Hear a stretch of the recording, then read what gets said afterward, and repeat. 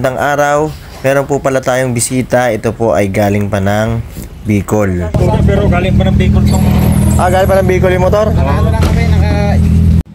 At yun nga po mga idol, grabe yung pinanggalingan nila. Medyo malayo pa. Dito po nila ipare-restore yung kanilang motorsiklo. Ayan po, Honda RS125 po yan. At kinalas-kalas na nila. Pinilit na nilang ipasok sa kanilang kotse. Sumakto pa na tambak kami ng gawa dito sa shop. At yun mga idol, ibababa na nila yung motorsiklo at pinatutulong-tulungan na ng ating mga tropa. Grabe, nakakatuwa naman, dumadayo pa yung mga taga malalayo dito sa amin. So hindi lang naman kami yung marunong gumawa ng motor, pero nagpapasalamat kami at dinadayo po nila kami dito. Dito mga nabasa na kasi.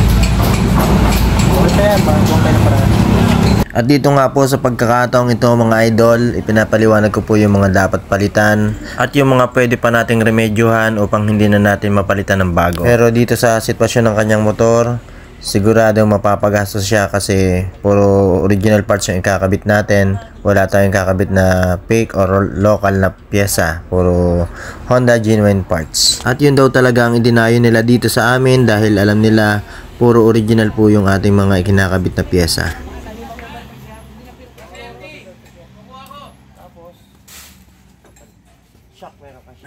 At ito pala, may mga pyesa pala siya nakalagay sa sako. Ay, putol pala yun sa kanister. Tatlo putol.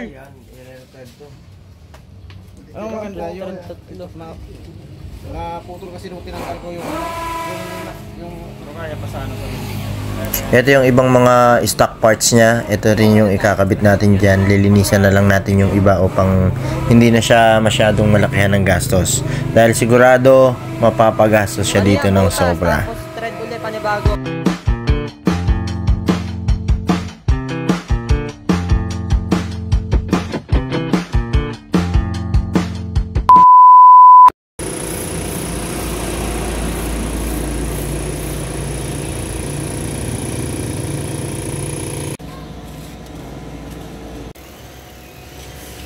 At ito na nga mga idol, inumpisa ng pinturahan ng aking anak ang kanyang chassis at ang kanyang mags.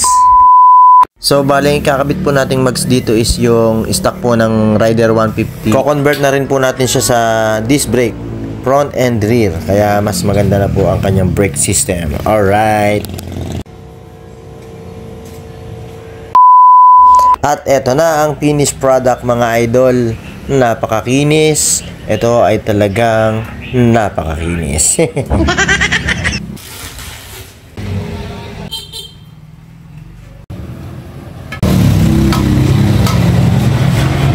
Paano ikabit yan sa stock na passenger footrest? Ayan mga idol, meron niyang abang dito. Nakikita nyo ba yan? Dalawang tornilyo. Sakto yan. Ganito ang pwesto niyan.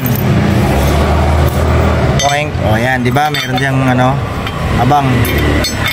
Yan. Ganyan pwesto niyan. Magbubutas tayo dito. Tapos titread na natin.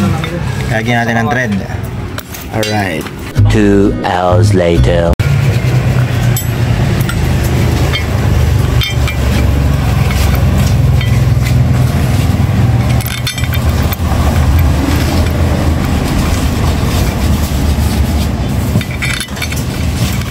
Ayan, okay na. Diba? Okay na, ang may abang yan. May abang talaga, para dyan talaga yan. Napakalinis. Sa likod.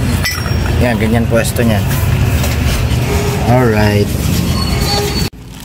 Napakaganda naman. Magpapalit po tayo ng bagong butterfly. Honda original genuine parts po yung butterfly niya. At ito pong kanyang rotor disc ay bago din. Alright. Tinatastas na ng ating butihing tendera.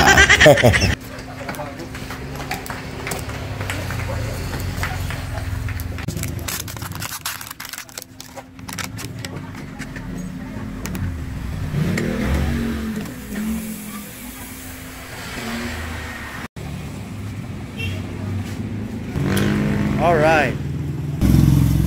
Okay ba, idol? Idol? Mag-viral tayo. Tayo na.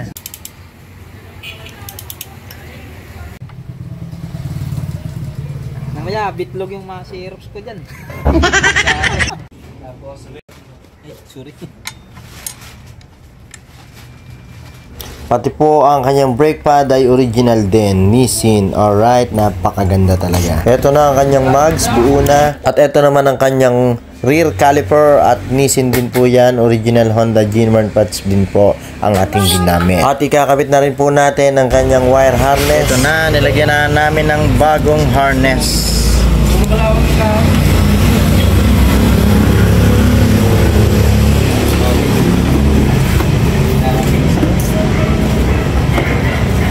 Ayun o.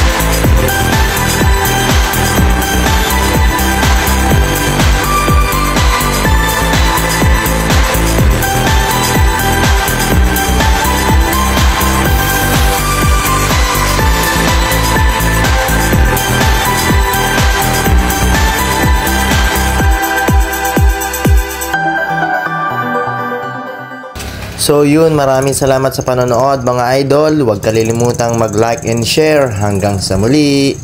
Bye-bye!